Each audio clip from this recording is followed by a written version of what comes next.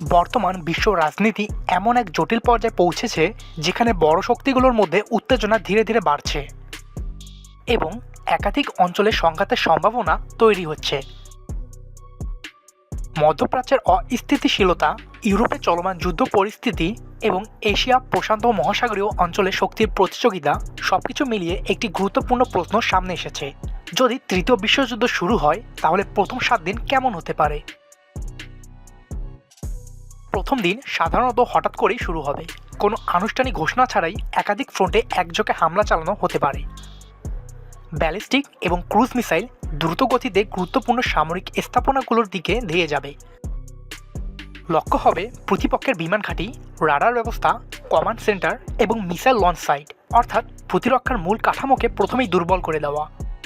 এই পর্যায়ে সবচেয়ে গুরুত্বপূর্ণ বিষয় হবে কে আগে আঘাত আনতে পারে এবং কত দ্রুত প্রতিপক্ষের সক্ষমতা কমিয়ে আনতে পারে।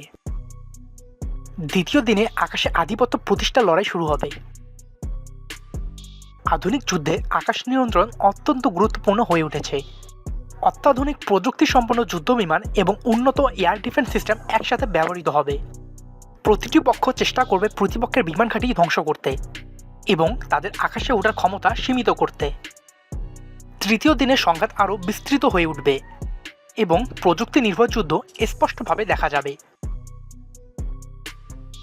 ড্রোন প্রযুক্তির ব্যাপক ব্যবহার শুরু হবে।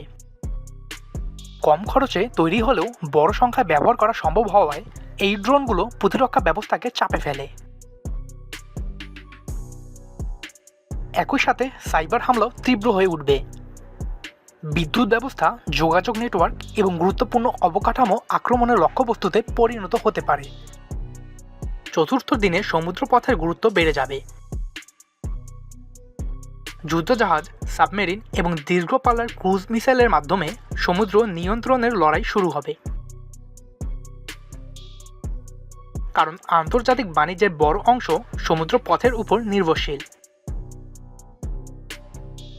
ফলে সমুদ্র নিয়ন্ত্রণ মানে অর্থনৈতিক নিয়ন্ত্রণও। পঞ্চম দিনে যুদ্ধের প্রভাব বৈশ্বিক অর্থনীতিতে স্পষ্টভাবে দেখা দিতে শুরু করবে। তেলের দাম হঠাৎ বেড়ে যেতে পারে, শেয়ার বাজারে অস্থিরতা দেখা দিতে পারে এবং সরবরাহ চেইনে বড় ধরনের বিঘ্ন ঘটতে পারে। এই সময় সাধারণ মানুষের জীবনেও সরাসরি প্রভাব পড়তে শুরু করবে। ষষ্ঠ দিনে সংঘাত আরও জটিল হয়ে উঠবে। আরও দেশ সরাসরি বা পরোক্ষভাবে এতে জড়িয়ে পড়ার সম্ভাবনা তৈরি হবে। আঞ্চলিক সংঘাত ধীরে ধীরে একটি বৈশ্বিক সংঘাতে রূপ নিতে পারে। এই পর্যায়ে কূটনৈতিক আলোচনা, চাপ এবং সামরিক প্রস্তুতি সব একসাথে চলতে থাকবে। সপ্তম দিনে পরিস্থিতি একটি গুরুত্বপূর্ণ মোড়ে পৌঁছাতে পারে। যদি সংঘাত নিয়ন্ত্রণে না আসে তাহলে এটি দীর্ঘমেয়াদী এবং ধ্বংসাত্মক যুদ্ধে পরিণত হতে পারে।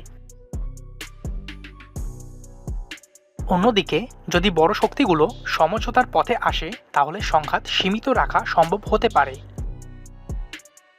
বিশেষজ্ঞদের মতে আধুনিক বিশ্বযুদ্ধ হবে দ্রুত, প্রযুক্তি নির্ভর এবং বহু স্তরীয়। এখানে শুধু সামরিক শক্তি নয়, অর্থনীতি, প্রযুক্তি এবং তথ্য সবকিছুই সমান গুরুত্বপূর্ণ ভূমিকা পালন করবে এবং এই কারণেই প্রথম 7 দিন নির্ধারণ করে দিতে পারে যুদ্ধের ভবিষ্যৎ কোন দিকে এগোবে।